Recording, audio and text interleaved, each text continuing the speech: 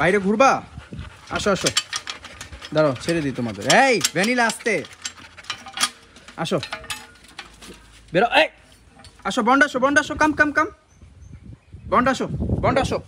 হ্যাঁ বন্ড শুনে আসো, আসো বন্ড, এখানে না ওইখানে না, কাম এখানে আসো। ভ্যানিলাকে ছেড়েছে, ভ্যানিলা এক দৌড়। বন্ড, বন্ড, শিকড় সহ উঠাইতে হবে। শিকড় সহ উড়াইতেছে, এই দেখছেন আপনি শিকড়। হ্যাঁ শিকড় সহ উঠাইতে হবে, নাহলে কিন্তু এই গাছগুলো আবার হবে। এগুলো বাতাসের মাধ্যমে ছড়াবে। একটা গাছ হলেই যথেষ্ট, একটা গাছ হলে পুরো খামার ভরে যাবে। এই যে কাটা কি ডেঞ্জারাস, এই যে। আর এই গাছের পাতাগুলো কিন্তু বিষাক্ত। হ্যাঁ, এগুলো খামারে না থাকাই ভালো। বন কিন্তু ঘাস খাচ্ছে, এই জন্যই এই গাছগুলো থাকা বিপদ। এই যে আরেকজন এইসব ক্যামেরার ভিডিও করতে গেলে, এই দেখেন ঘাস খাচ্ছে, তো ওই গাছ কোনোভাবে খেয়ে ফেললে কিন্তু বন্ড অসুস্থ হয়ে যাবে। আর এইদিকে এই যে কুকুররা ঘাস খায় ওদের ডাইজেস্টের জন্য। বন্ড সেট, বন্ড, আরে আস্তে।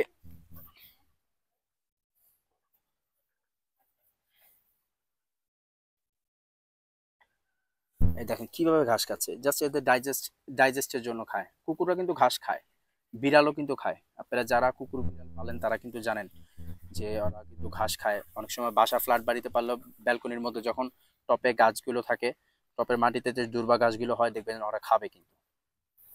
তো যারা কুকুর বিড়াল বাসায় এরকম ওপেন প্লেসে না পারেন, কিন্তু ফ্ল্যাট বাড়িতে পারেন, তারা চাইলে কিন্তু ছোট ছোট মাটির পটে রাখতে পারেন, যেখানে দুর্বা ঘাস হবে। ওদের যখন প্রয়োজন হবে, ওরা যখন মনে করবে যে ওদের প্রয়োজন, তখন ওরা এই ঘাসগুলো খাবে। এটা এমন না যে একদম পেট ভরে খাবে, যতটুকু প্রয়োজন ঠিক ততটুকুই খাবে।